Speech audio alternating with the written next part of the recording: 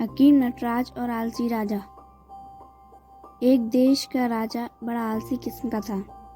उसे हर समय ऐसा लगता कि वह बीमार हो गया है। उसका कोई भी काम करने का मन नहीं करता था। जिंदगी बुझी बुझी आशाएं निराशाएं में बदल रही हैं। उसका मन करता है कि वह सारा दिन आरामदायक पलंग पर सोता रहे और कुछ भी कामकाज ना करे। बीमार होने के बावजूद वह खूब खाता पीता रहता। उसकी सेहत भी बहुत अच्छी थी, बस उसके अंदर निराशा और आलस से भरा गया था। लेटा लेटा वह हवाई किले बनाता रहता। दरबार का महत्वपूर्ण कामकाज रुक गया था। मंत्री दरबारी सभी अपने अपने स्वार्थ साधने में लगे थे। ये गरीब जनता को नए नए कर लगाकर लूटने में लगे थे। चोर लुटेरे एवं ठग सक्रिय हो गए। हर तरफ अजंता और अफरा तफरी मच गई। कुल मिलाकर ऐसा लगने लगा था कि जैसे देश में कानून और इंसाफ का नामो निशान मिट गया है। हर तरफ जंगल राज है। इतना कुछ होने पर भी राजा को देश की चिंता नहीं हुई। वह यही सोचता था कि उसे अभी इलाज की ज़रूरत है, ताकि ज़िंदगी में चुस्ती और फुर्ती ताजगी हो सके तथा कुछ नया करने का जोश पैदा हो सके। अपने इलाज के लिए वैद्य हकीमों को बुलाए रखता। वैद्य हकीम राजा को जांचते परखते और बता देते कि उन्हें कोई बीमारी नहीं है। यह सुनते ही राजा अलाबुला हो जाता। उसे लगता कि वह बीमार है और वे सब उससे झूठ बोल रहे हैं। उसे कोई बीमारी न बताने वाले वैद्य हकीमों को वह कारागार में डलवा देता। यह क्रम काफ़ी समय तक चलता रहा। एक एक करके सैकड़ों वैद्य हकीम कारागार में ठुस जा चुके थे।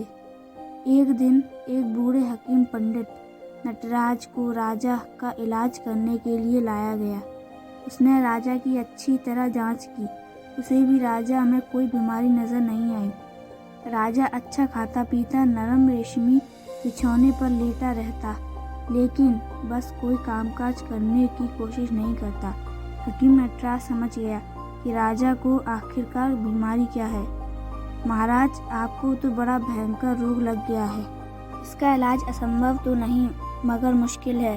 अगर इसका इलाज करने में देर हो जाती हो तो आपके लिए ये सोना शौकत राजपाट धन दौलत वैभव सभी कुछ समाप्त हो जाएगा। पंडित जी, नटराज ने बेहद चिंतित स्वर में राजा को बताया। पंडित जी, मैंने सभी हकीमों से कहा कि मुझे कोई बड़ी भयानक बीमारी है, मगर किसी को समझ ही नहीं आई।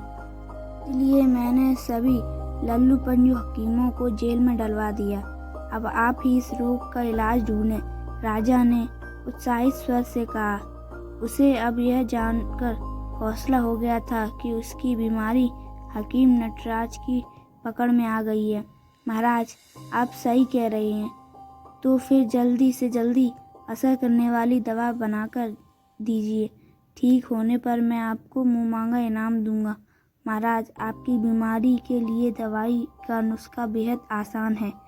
उस नुस्खे से आपकी बीमारी पलक झपकते ही ठीक हो जाएगी। आज्ञा करें हकीम साहब, कौन सी दवाई है? महाराज, कुदरत की माया है। मेरी हकीमी तजुर्बा कहता है कि अगर आपको 10 दिन तक किसी खुशहाल सुखी और बेफिक्र घर में स्वादिष्ट भोजन मिल जाए तो आपकी बीमारी ठीक हो जाएगी। हकीम नटराज ने बताया। जो राजा के चेहरे पर चमक आई।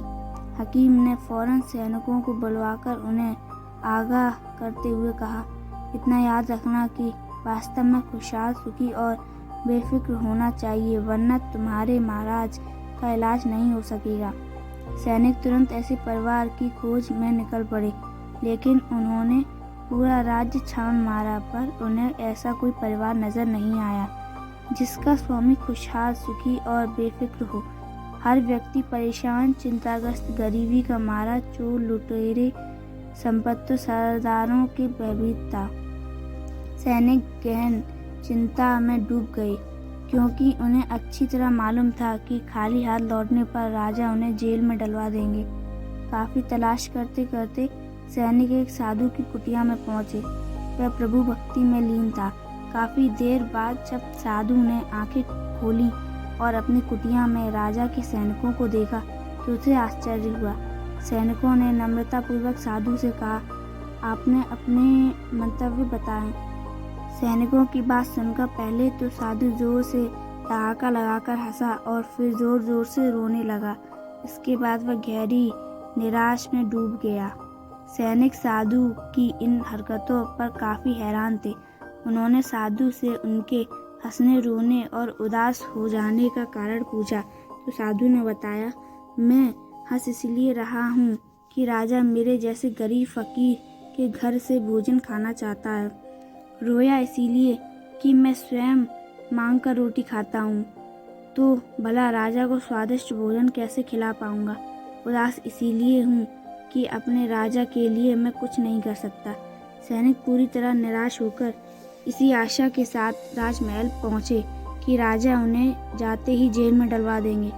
उन्होंने राजमहल पहुंचकर राजा को सारी बातें बताईं तो राजा को अपने देश की बुरी हालत का पता चलने पर बड़ा दुख हुआ। उसने देश में एक भी इंसान ऐसा नहीं जो खुशहाल और सुखी हो। अगर संयोगवश एक साधु ऐसा मिला भी था, वह बेचारा खुद दीनहीन था और उसके स्वयं के पास भी एक समय का भोजन न था। राजा को अपने देश की हालत पर बड़ा तरस आया। वह स्वयं पर गुस्सा हुआ। उसे पता चल चुका था कि उसके दरबारी मंत्री, सूबेदार एवं संपात किसी प्रकार अपनी अपनी ताकत का गलत इस्तेमाल करके भोली भाली जनता को जीना हराम कर रहे हुए हैं। राजा और हकीम नटराज का गहरा मंतव्य समझ गया और उसने उसी पर आलस्य और कर्तव्यताहीन का चोरा उतारकर फेंका तथा मंत्रियों की बैठक बुलाकर उन्हें तत्काल कुछ आदेश जारी किया। अब वह दिन रात प्रजा की भलाई के लिए कार्य करने में जुट गया और खुद प्रजा के हाल चाल मालूम करने देश में घूमने लगा। राज दरबार भी नियमित रूप से लगने लगा। अब तो सचमुच कमाल हो गया था। राजा की बीमारी स्वयं में ठीक हो गई। धीरे धीरे प्रजा की हालत में सुधार हो गया।